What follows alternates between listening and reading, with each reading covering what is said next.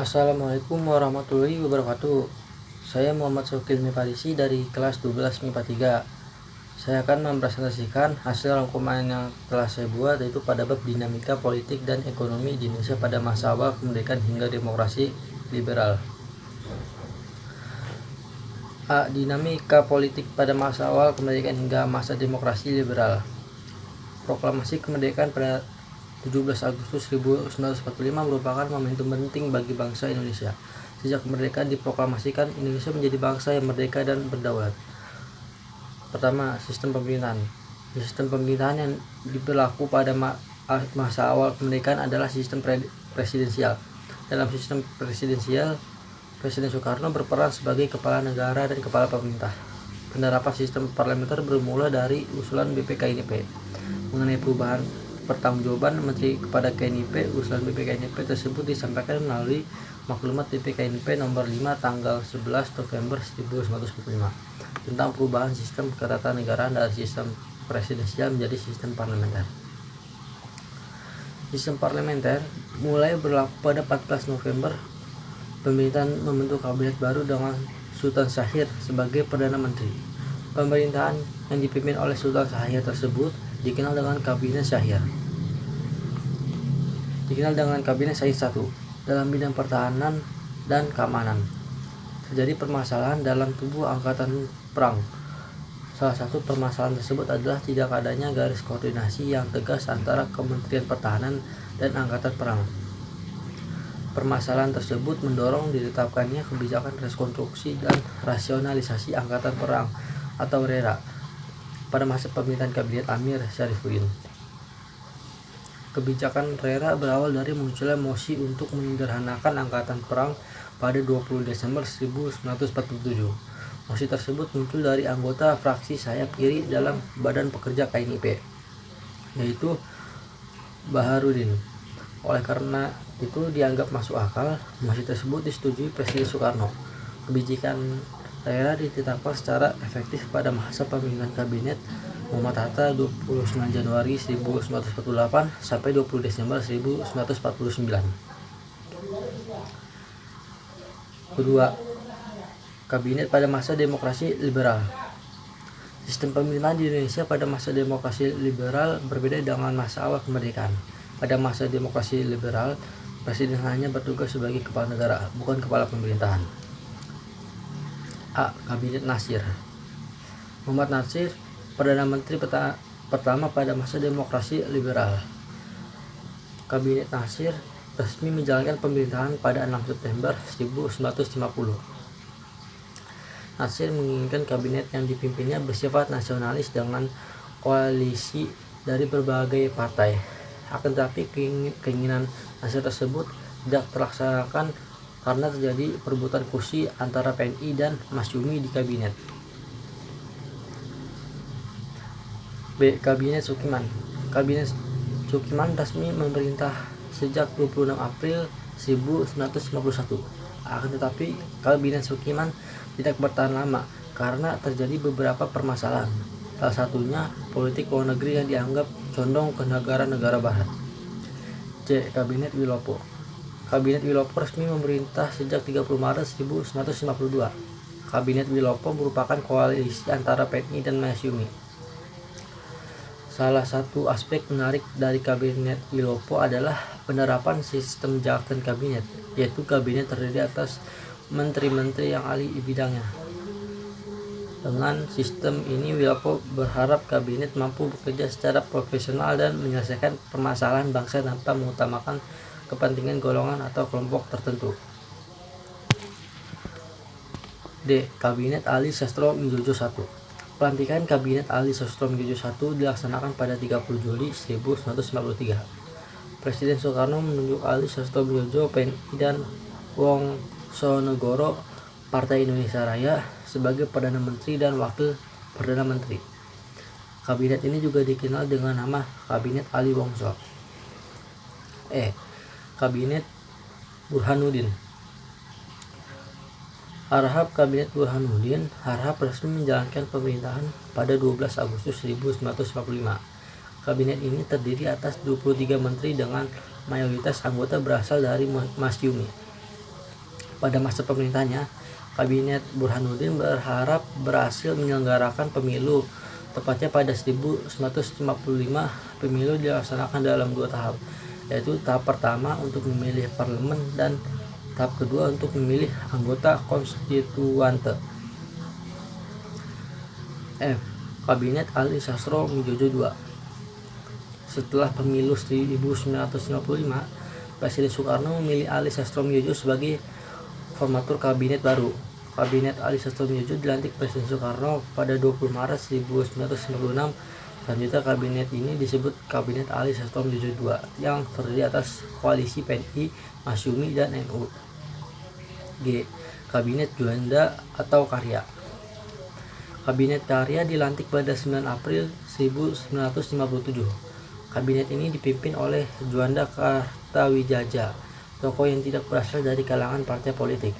Dalam menjalankan pemerintahan, Juanda dibantu 3 wakil Perdana Menteri, yaitu Hardi, PNI, Idam Celit, NU, dan Lemena Parkindo. 3. Sistem kepartaian. Pada masa awal kemerdekaan, pemerintahan Republik Indonesia membutuhkan lembaga parlemen yang berfungsi sebagai perwakilan rakyat. 4. Pemilihan umum 1955.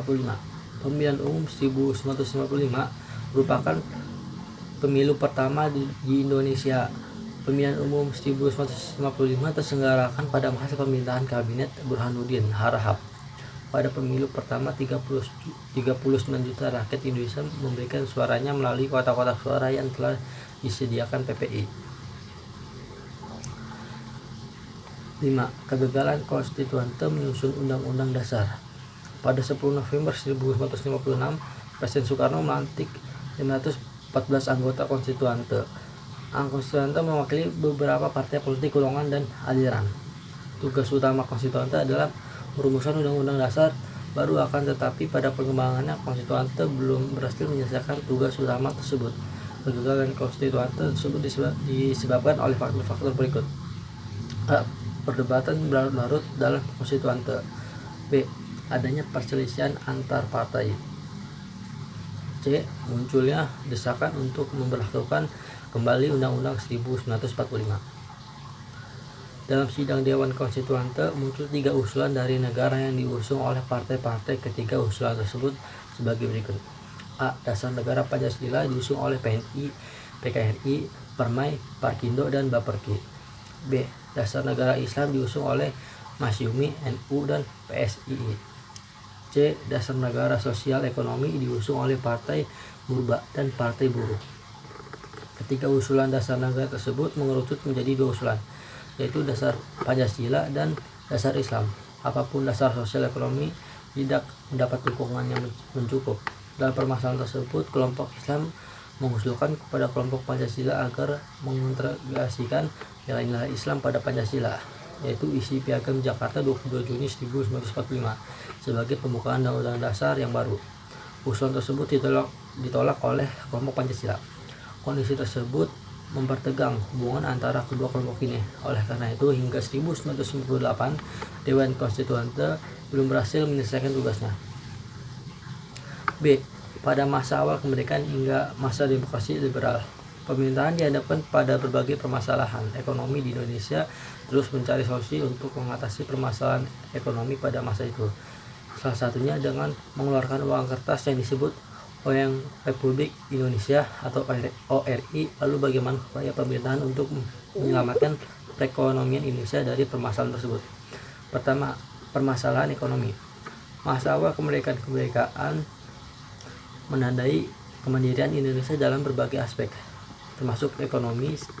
Sejak memproklamasikan kemerdekaan pada 17 Agustus 1945, pemerintah Indonesia berupaya mandiri dalam mengatur keuangan, mengelola sumber daya ekonomi, dan mengeluarkan kebijakan ekonomi negara tanpa campur tangan bangsa asing.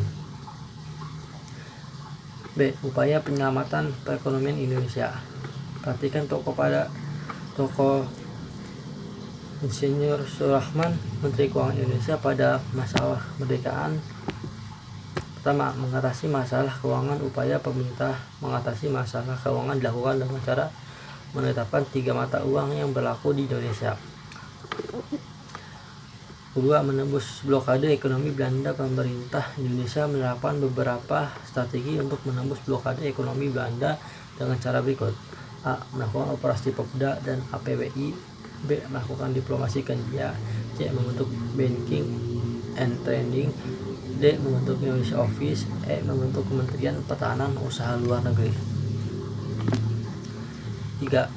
Menyelenggarakan konferensi ekonomi pada 1949. Pemerintah menyelenggarakan konferensi ekonomi. Konferensi ini diadakan dalam 2 periode.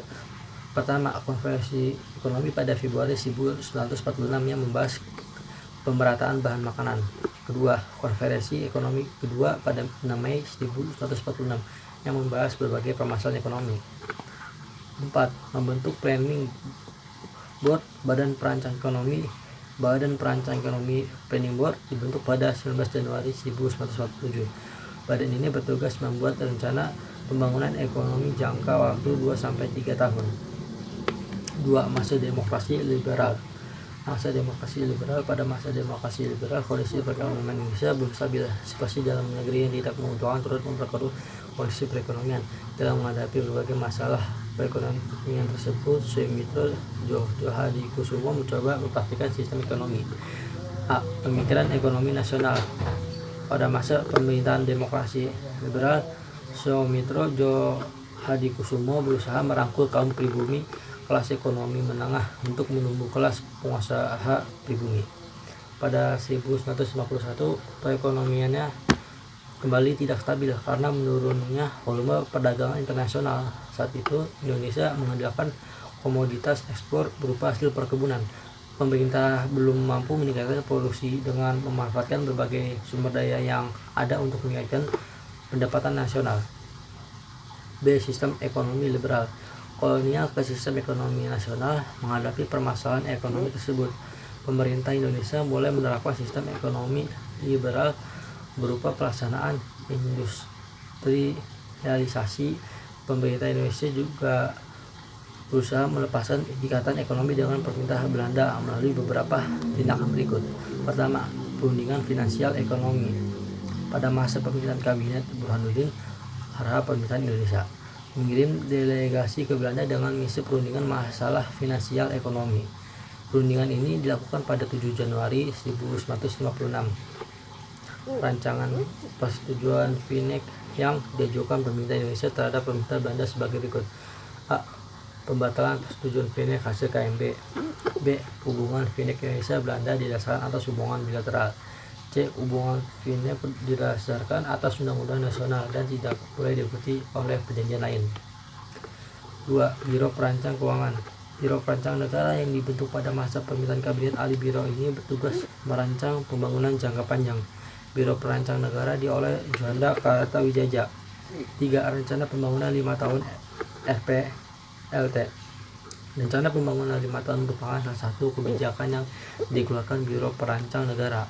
RPLT disetujui DPR pada 11 November 1958. Pada 1957, sasaran dan prioritas RPLT diubah melalui Musyawarah Nasional Pembangunan (MUNAP). C. Kebijakan untuk mengatasi permasalahan ekonomi masa demokrasi liberal. Kebijakan ini merupakan salah satu kebijakan yang diterapkan pemerintah untuk mengatasi permasalahan ekonomi pada masa demokrasi liberal. Perekonomian ini pada masa demokrasi liberal masih menghadapi beberapa kendala cukup berat. Selain itu, pada kurun waktu tersebut, pemerintah berusaha membangun sistem ekonomi baru untuk mewujudkan stabilitas ekonomi. Oleh karena itu, pemerintah menerapkan beberapa kebijakan untuk memperbaiki perekonomian Indonesia pada masa demokrasi liberal. Selain Gunting Syarifuddin, kebijakan pemerintah untuk mengatasi permasalahan ekonomi pada masa itu sebagai berikut. Pertama, gerakan benteng. Kedua, nasionalis, perusahaan asing. Ketiga, sistem ekonomi Alibaba. Sekian dari saya, kurang lebihnya mohon maaf. Wassalamualaikum warahmatullahi wabarakatuh.